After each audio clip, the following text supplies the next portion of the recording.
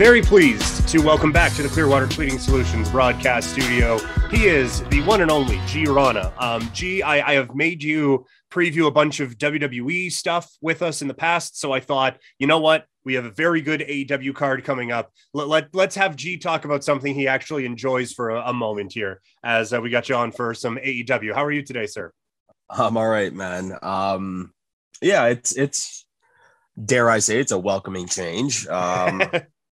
Because last time we chatted, it was prior to the Rumble, and I texted you after the Rumble, and along the lines of, "Man, that was a letdown. That was not the best of shows, and especially because it's the Rumble, it's one of the very few things that I do genuinely get excited for when it comes to WWE." But yeah, and you touched on it right there. It's a very good card here.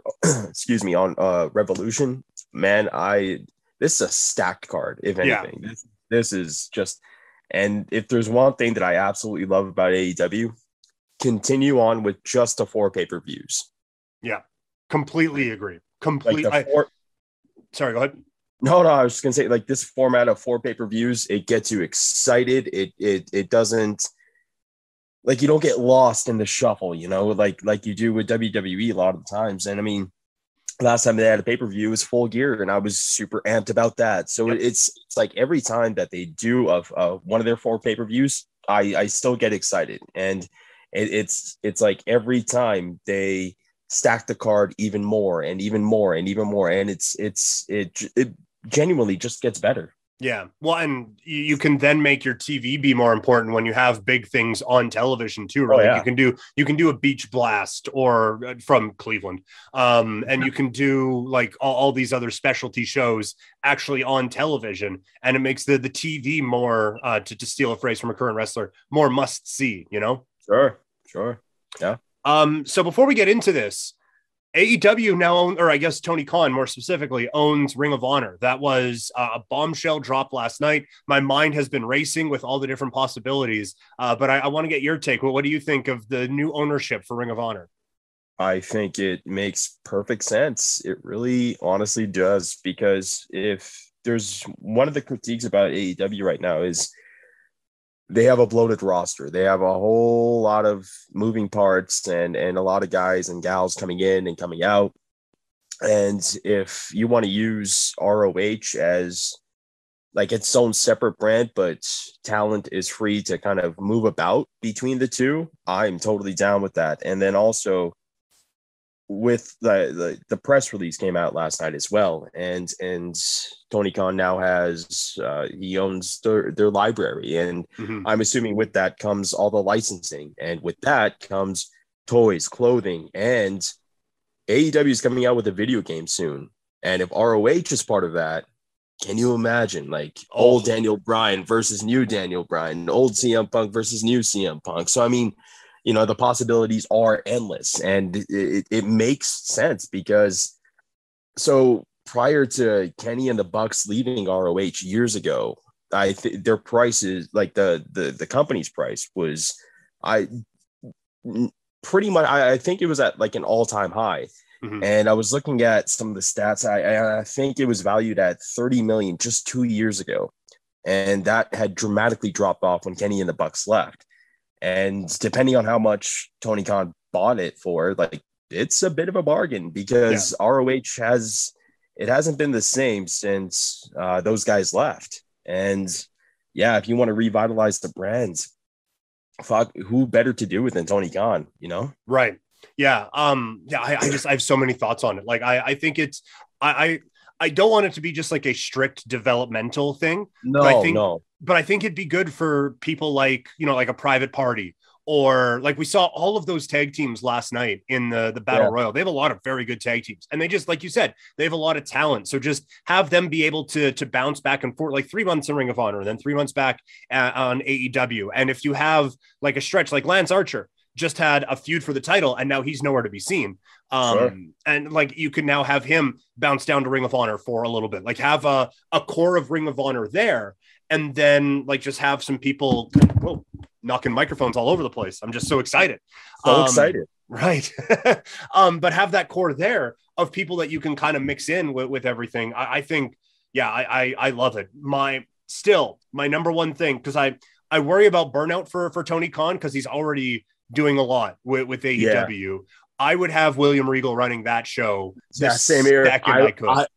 I wanted to say the exact same thing too. You know, if you want to have not just an authority figure, but somebody who kind of, you know, can run shit. It's like, to me, it's William Regal. It's William Regal. And then who the knows what's going to happen with Cody. But if this entire thing was maybe, hey, so I know you can't really do what you want to do on AEW, just wait a few weeks as I buy ROH.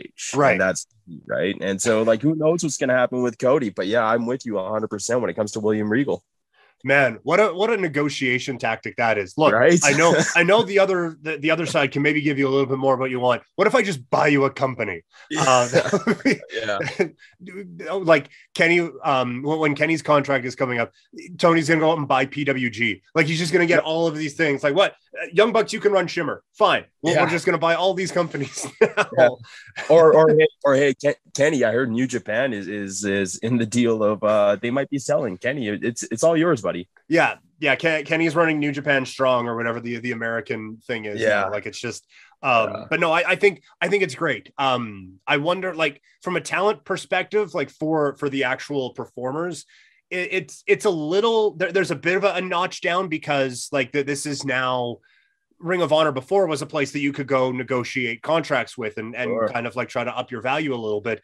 Now you're negotiating with the same guy on two of them. So it's a little bit of an but overall, I think just a great thing. And if there's one thing we know about Tony Khan and his appreciation for history, he's not going to let the Ring of Honor brand die, at least. And that makes me feel very good as someone who has been watching it for a very long time. Yeah. And I mean, he even said it during his announcement, you know, as and this his words, he was like, as a person who's, you know, still part of the internet wrestling community, I've been a huge fan since day one. And, you know, you can tell that he just gets super excited. And when he gets super excited, I think that's when you can see he's very genuine about it. Yeah. And yeah, like it's great. I think it's fantastic because ROH had done everything right during the pandemic. You know, we talked about it in our best and worst of at the end of last year. They paid their performers, they paid their staff, they did everything right, but financially it just didn't make any sense. And so now it's this revitalization, and I'm totally on board with it. And again, like, you know, the cross platform, you know, whatever you want to call it, like, it's the possibilities are endless. And again, with this quote unquote bloated roster, you can still bring in new talent, or you can develop new talent, whatever it may be. I think it's fantastic. Yeah. So still a lot on this story to unfold, but I think very interesting. The news that broke on Wednesday. All right, let's get into AEW Revolution. Hopefully I won't knock my microphone over this time as we're talking about it, because if there's one person you're going to get excited for, it's Hook, as he is wrestling QT Marshall. Sorry. I'm still used to when he came into Ring of Honor as QT Marshall. And so I still call him that a couple of times. But the buy-in, we got Hook against QT Marshall and Chris Stanlander against legit Layla Hirsch. Hook is must-see television and the darling of the wrestling community. But anything on the buy-in before we get into the main show? It's all the Hook show right now, you know. It's gonna stay that way. It's only gonna get bigger too. And I think this is first, like, I know it's on the buy-in, but I'm pretty like this is his first pay-per-view event. And so, you know, it's the Hook show. And then with Statlander and Hirsch, not to get too political, but with this current climate that we are living in, I wonder what they're going to do with legit Layla Hirsch and her Russian background. I wonder if they're going to lean into it even more, or if they're going to step away from it. Because again, with this current climate, it's you see leagues all around sports kind of, you know, stepping away from it. So I wonder with that, and that's just me being very political and who I am, and it's one of my major flaws as a person. But the actual match itself, I think it's Statlander. And because she's already fought for the title, and I think if you want to keep her in the mix, you give her the win here. Yeah, I would agree with that. Okay, so onto the pay-per-view portion, just going in the order that Wikipedia has it in here. Jade Cargill against Ty Conti for the AEW TBS Championship. Not a massive blood feud or anything in this. I imagine Jade Cargill gets the win, and we continue the Goldberg streak with the TBS champion. Yeah, absolutely. And she is a legit ratings draw. And so having her drop the title right here just doesn't make any sense. And as you mentioned, there is no blood feud here. There isn't anything built up to the point where it's just like, oh, okay, so I can totally see Jade Cargill losing here. I can't, because I think she wins. And I mean, just mentioned this with Statlander. I mean, Ty Conti is also in the title mix. She fought for the title Full Gear, I believe. Yeah. But it's still the Jade show. 6-man tornado tag team match, the Andrade and Hardy family office. You have Andrade El Idolo, Isaiah Cassidy, and Matt Hardy against Darby Allin, Sammy Guevara, and Sting. I get wanting to put Sting on a pay-per-view. This seems honestly like we maybe could have had Sting sit this one out. I don't know if we needed Sting in this one. I hate the Andrade Hardy family office. That needs to die a very quick death. So I'm guessing the baby faces get the win in this one, but this is this is the least excited I've been for a Sting match in a very long time. I'll say that. Yeah, and I agree with you. Like, hey, it's a pay-per-view. Let's put Sting on it. Why not? But I do think that this could have been switched with the Rampage TNT title fight with Sammy, Darby, and Andrade. I think that match and this match could have been flipped. Yeah, I would definitely agree with you on that one.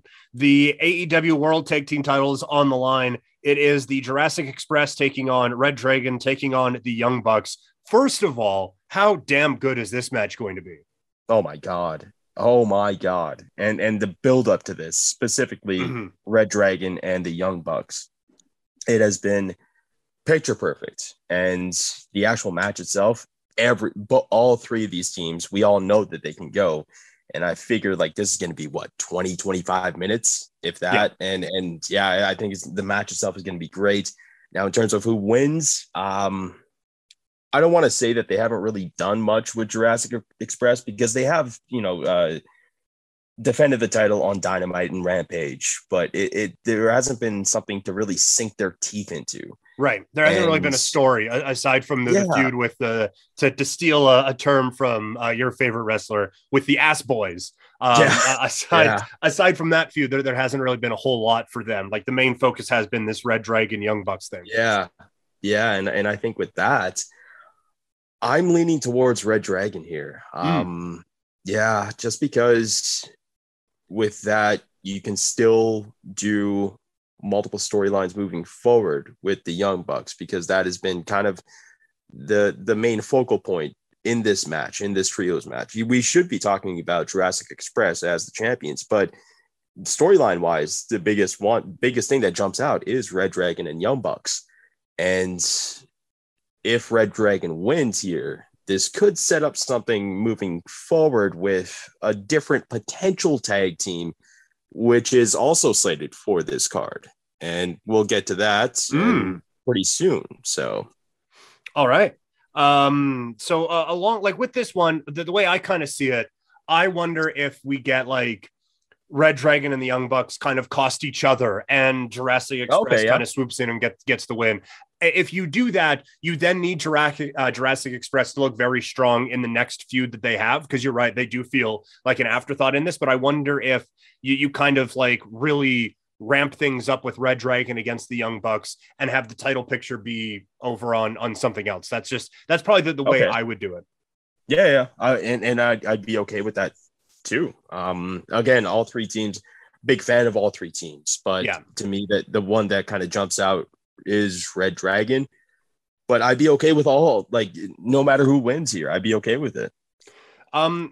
With like, I was thinking about this the last couple of nights when we've had all the tag team battle royals and seeing all of the talent, and now we get a little bit more with Darius Martin coming back last night on Wednesday night. Yeah. So I like that seems very exciting to me. Would you be okay with a secondary tag team title? Like if there was the United States Tag Team Championships, they did this back in the day in I guess NWA. Would this be something you would be into if there was a secondary tag team titles, or is that kind of muddying things too much? I think that muddies things too much. Okay. And, the rumor has it that they're going to be introducing a trios tag team pretty soon here. And with that, I think that's perfect for whenever Kenny comes back. Yeah. Kenny the Bucks. I think if you're going to introduce anything when it comes to tag teams, to me, I think the perfect answer is a trios title. Yeah, I like that. All right. Up next, Jon Moxley against Bryan Danielson. I think the build for this, it's been unique with the I want to team with you. Well, we're not going to team unless we're fighting. So that this is a very interesting Act 1 for Moxley against Bryan Danielson. I can't wait for this match coming up on Sunday night. It has been fantastic. When Bryan Danielson put it out there, because after following the Hangman feud, he was pretty much I wouldn't necessarily say he was beloved by the fan base. I mean, he has done fantastic heel work, and it's incredible.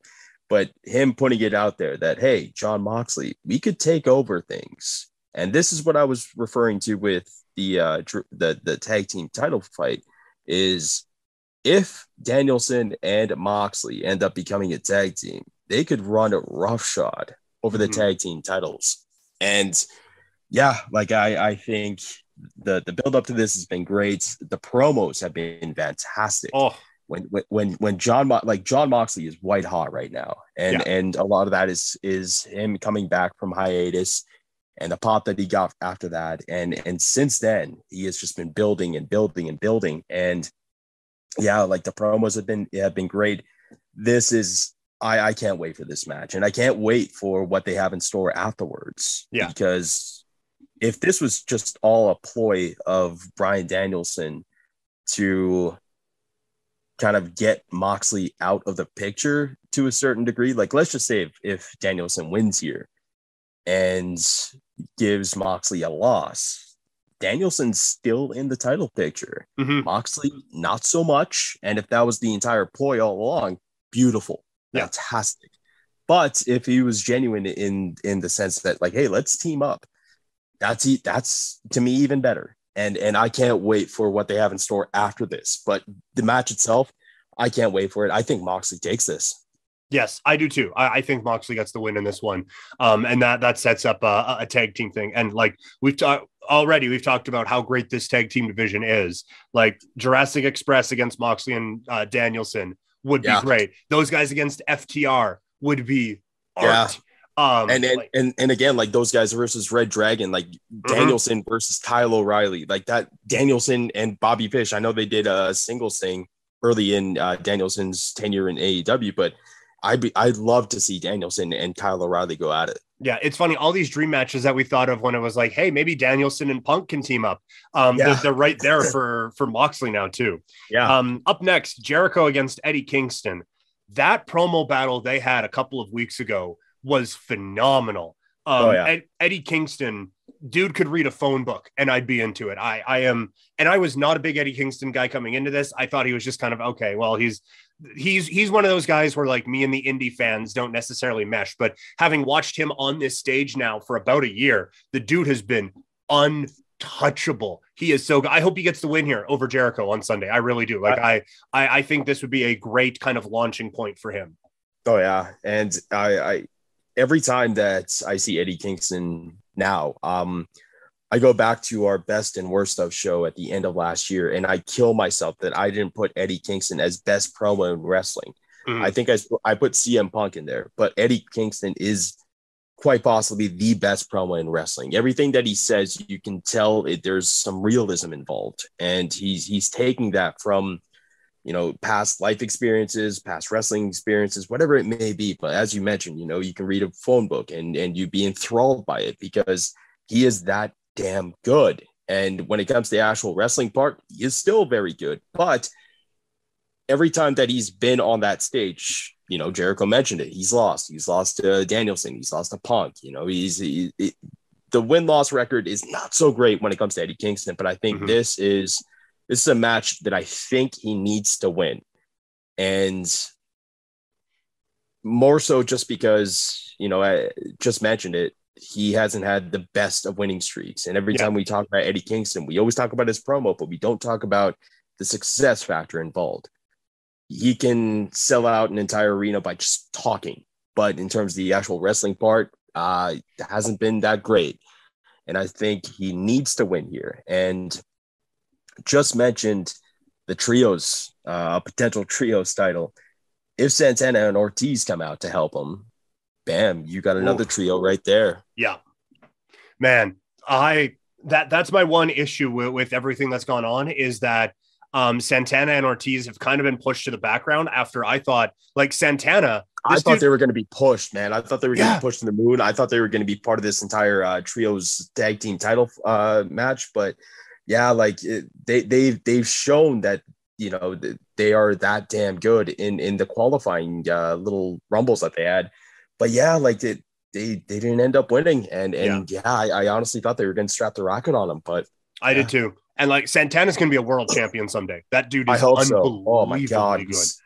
So good. Yeah. So I hope that they come out of this with like a bit of an extended something going on here. In terms of Jericho's place in AEW right now, like it does, like we talked about this with the Cody news about how like this next wave of stars have come into AEW and kind of had these guys fade to the background. And as much as I like Chris Jericho, it kind of feels like he fades to the background a little bit. Like it doesn't feel special anymore that Chris Jericho is here. I think like there's been some talk, maybe he'd want to go back to WWE, which whatever, if he wants to do that, fine. I've pre-ordered the video game. The video game could use him. But like, I feel like if nothing else, Jericho needs to step away for a while. Like let it be special when you come back. Yeah. And I mean, like he's proven that he can do that too, you know, where he takes a hiatus, whether it be touring with his band or, you know, writing a book or whatever it may be. He's proven time and time again that when he steps away and then when he comes back, it's electric and it's huge, because right now it's like he's trying to get over this catchphrase. What is it? GFY, right? Yeah, not a huge fan of that. And you know, it's just comparing himself to like Kylie Jenner and all this stuff. Like it's great, it's cute, but it's not the same Jericho. Yeah, it's not, you know, the same Jericho who helped start this company essentially. And so yeah, like I'm with you. Like he needs to kind of step away for a little bit, and you know, when he comes back, it's going to be even better. Now, whether that be at WWE or AEW, who knows? But when it comes to AEW, anyways, I'm with you. I think that he needs to step back because, again, he's proven it time and time again. When he steps away and then when he comes back, it's huge, it's massive, and this is their first ever AEW champion as well.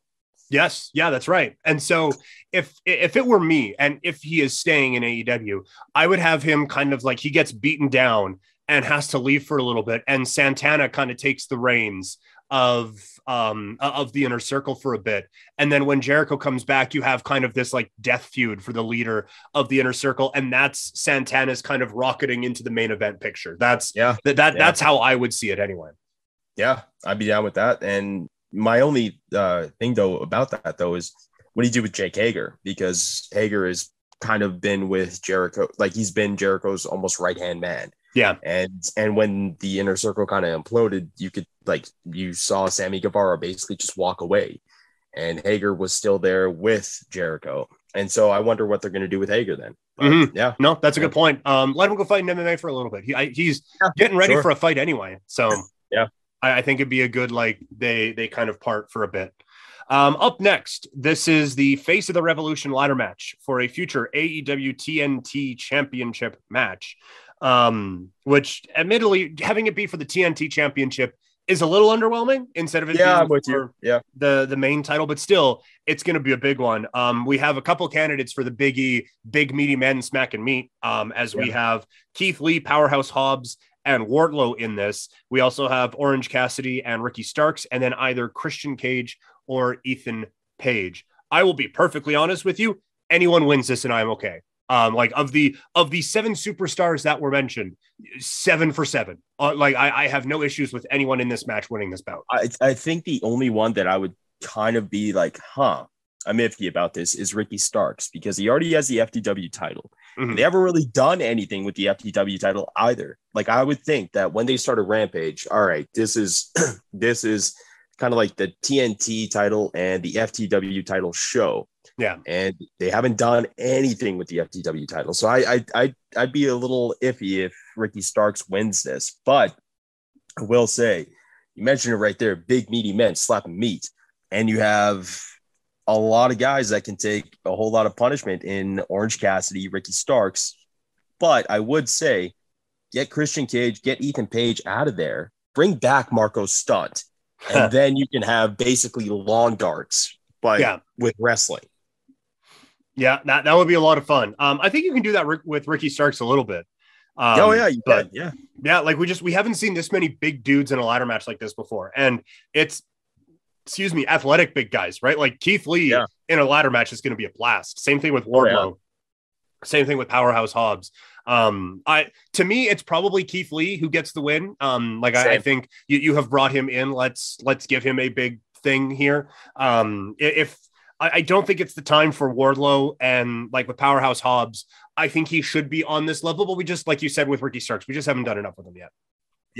Yeah. And with Wardlow, they keep on hinting at it. They keep on hinting at that split with MJF, and they did a phenomenal job of that on Wednesday, where MJF basically just told him, hey, you work for me, you don't work for AEW. And hey, if you win this the TNT title, which you won't, you can keep it. Fantastic. And then at the end, he slaps Wardlow right in the face. Yeah. So they're on the precipice of that. And yeah, like, I mean, I'm with you. Like, I can see any one of those performers win and I'd be okay with it. But again, just maybe not Ricky Starks.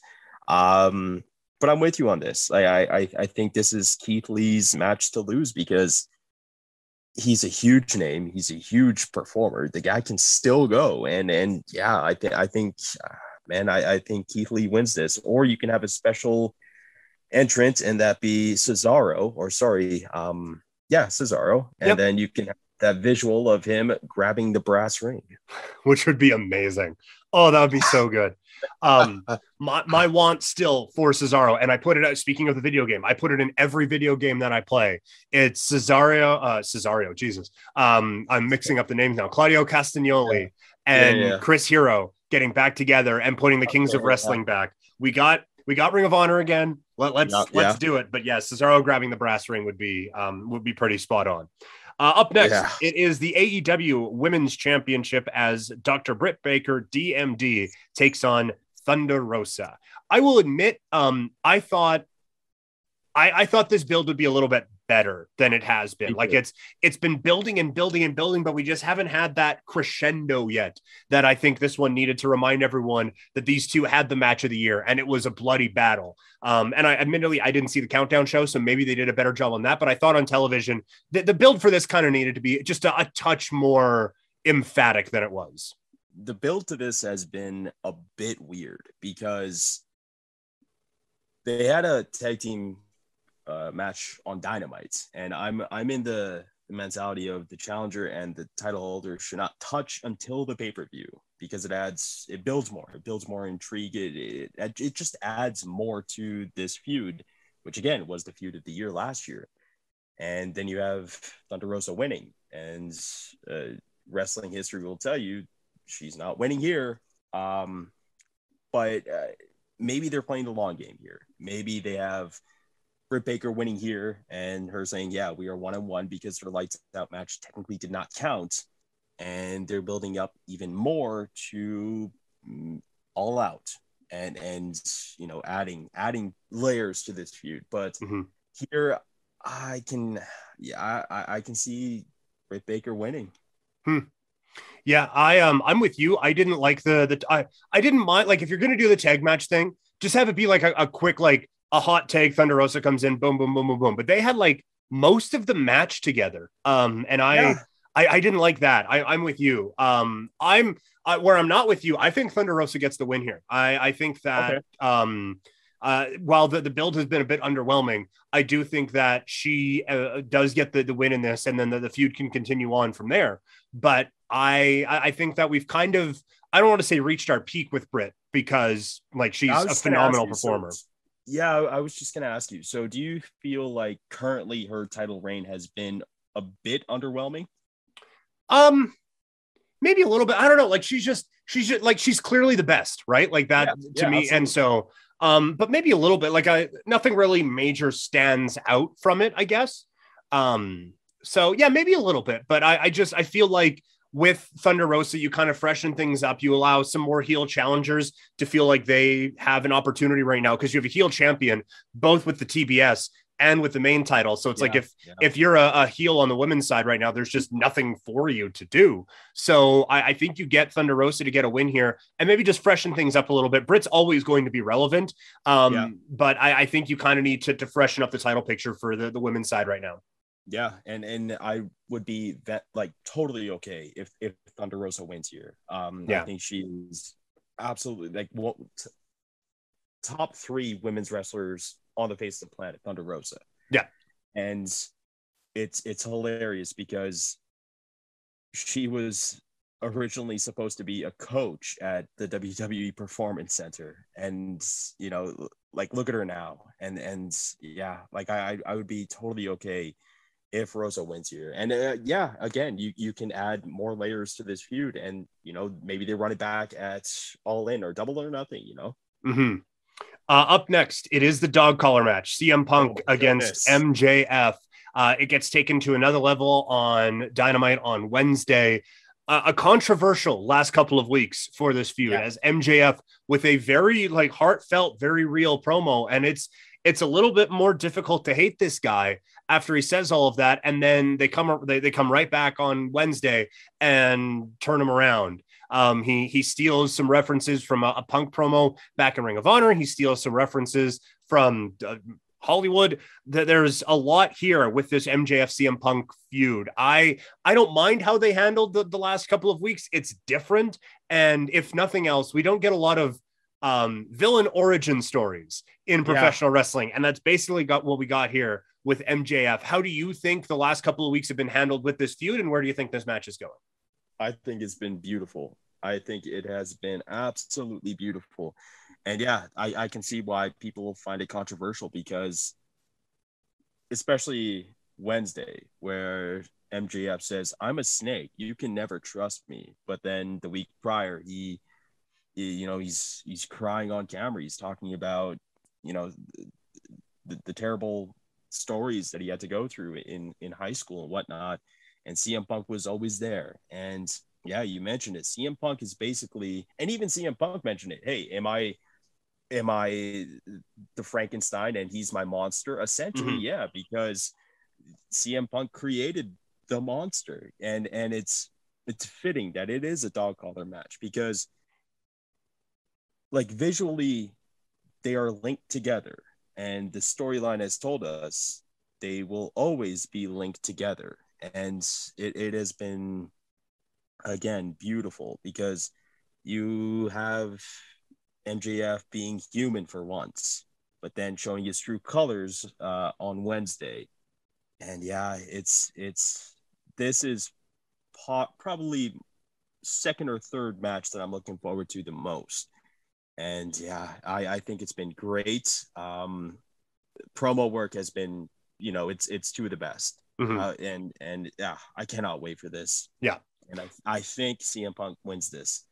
And I think they definitively get Wardlow turning on MJF. And the way that I'm kind of picturing it is MJF asking for the diamond ring and Wardlow being like, no, and just walks away.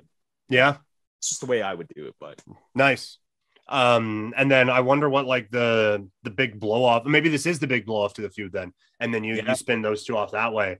I'm going MJF here. I think MJF wins, and then he wins the title. I think that the last little stretch here for MJF, I think he's shown he is the best in this company right now. And I think he gets the win here. And that sets up at Double or Nothing MJF against Hangman Adam Page for the championship. And you can kind of have the Triple H Batista, Wardlow and MJF type of a feud there. I don't know where this would leave CM Punk coming out of that to have now 2 losses to MJF. And I mean, he lost twice to him in one night. But to have the 2 losses to MJF, he's certainly not one who like his wins or losses really matter, but I wonder where they would go after that. But that's not something that your scenario would necessarily have to worry about. No, but I mean, like, I'd be okay with MJF winning too, and that's the beauty of this effing card is because whoever wins, whoever loses, I'm legitimately okay with it. Aside from the AHFO match and Ricky Starks winning the ladder match, I'm okay with either winner or loser, and it's God, it's so good. It's just so damn good. And go ahead. The thing with it too is that like aside from I think the main event is pretty obvious. But aside from that, like you can make a pretty compelling case and Jade Cargill. But after that, you can make a pretty compelling case in every match for multiple participants to win. Like Moxley Danielson could go either way. Jericho Kingston could go either way. The Face of the Revolution ladder match, like we said, could go either way. A bunch of different directions you could go. I mean, literally 3 with the 3-way tag match for the tag team titles. Say we have differing opinions on this match and the women's championship match.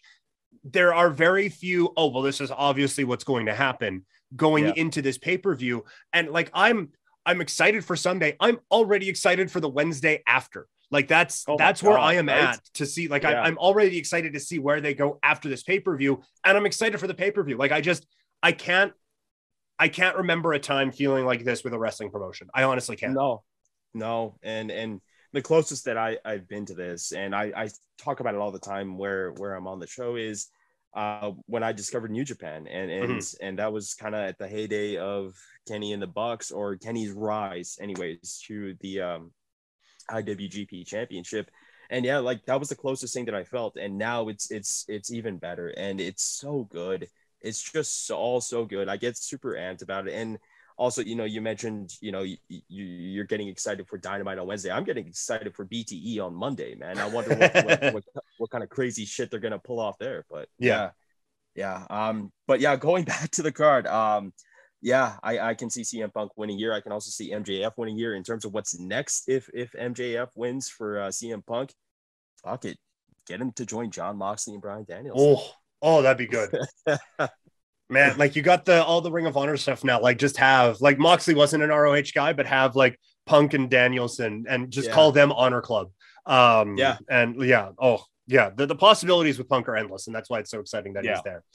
This brings us to the main event. It is Adam v. Adam Page against Cole for the AEW World Championship. I think the build-up for this has been good. We talk about potentially underwhelming title reigns. I don't think Page's has been too underwhelming because we have a couple of match of the year candidates out of it with his feud with Bryan Danielson. But post Danielson, it's been a bit I think it kind of has picked up here, and I think he gets a win in this match against Adam Cole.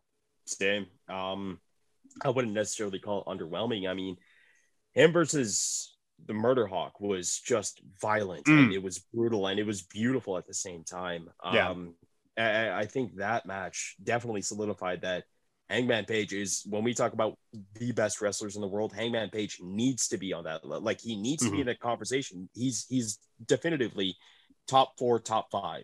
He has to be, because his in-ring work is phenomenal. Like, you don't see him butcher anything. You don't, like, he everything that he does is perfect. Right. And the build up to this it's been a bit short, but granted their history together, I think that kind of adds more layers to this already bit of a short feud. I think what you're going to see here is a whole lot of interference from Red Dragon, maybe the Young Bucks, Adam Cole kind of having to choose, hey, are you with us? Are you not with us, and whatnot? And then maybe the Dark Order coming out as well, just to help out Hangman. But I think Hangman wins this, and then maybe, and this is just me, maybe this sets up the return of Kenny Omega, because when he left, he basically was just like, yeah, I'm leaving you in charge. And Adam Cole was just like, I got this, cleaner, which, if you don't know, is one of the funniest Twitter jokes ever when it comes to Kenny Omega. Regardless, Kenny Omega returns, and again, this is just me. Kenny Omega returns, looks at Adam Cole, and it's just like, what have you done to what I left you with? And that would be fantastic. Yeah. I wonder if we get a Jay White involvement in this too. Sure. Yeah. Yeah. And that's what I'm saying. I feel like there's going to be a lot of interference involved. Yeah. This has the makings of being kind of Attitude Era-esque with all the different stories that go into it. And I honestly have no problem with that sort of a thing when we're going to get a lot of high quality wrestling on this show. G, I'm glad we could do a bit of a palate cleanse and talking about something that you like for once. Yeah, well, I am who I am. Yeah. Quickly before we go, just to ruin all of that, there is also a UFC card this weekend. We have Colby Covington in the main event. Greg Hardy is also fighting on the main card. Is this the least likable UFC main card in the history of the UFC? I would say so. Yeah, I would say so. Colby Covington needs to get just demolished here, but I feel like Masvidal is going to win this via decision. And yeah, but they've talked so much shit together or about each other. It's all about selling the pay-per-view, right? Yeah. And I think Masvidal wins this via decision. Kobe's wrestling is better than Masvidal's, but Masvidal is better striking. And one of the things I don't want to see here is the winner go on to face Usman, because Usman is on a completely different level and he's destroyed both these cats. Yeah, twice, exactly. But yeah, Masvidal takes this via decision. There are a lot of other intriguing fights. I mean, Dos Anjos is on this. Yep. Barbosa, that should be a decent fight. But yeah, let's go, Sergey. Let's beat the shit out of Greg Hardy. Yes. Yeah. That's something we can definitely all get behind. And honestly, Masvidal has had to, he's played the role of the heel against Usman in back-to-back fights too. And he's done it too well, because I have lost a lot of respect for Jorge Masvidal as well. So same. if this UFC main event ended in a double knockout, I would absolutely be okay with that. Yeah. And then have him running back on, the co-main events or even on the fucking prelims. I don't care. Yeah. On a fight night card, we don't have to pay for it. Yeah, exactly. Yeah. All right, man. Thank you for this. I always appreciate it. Always fun chatting with you. Enjoy what's going to be a very busy weekend, and we'll talk soon. Yeah, buddy.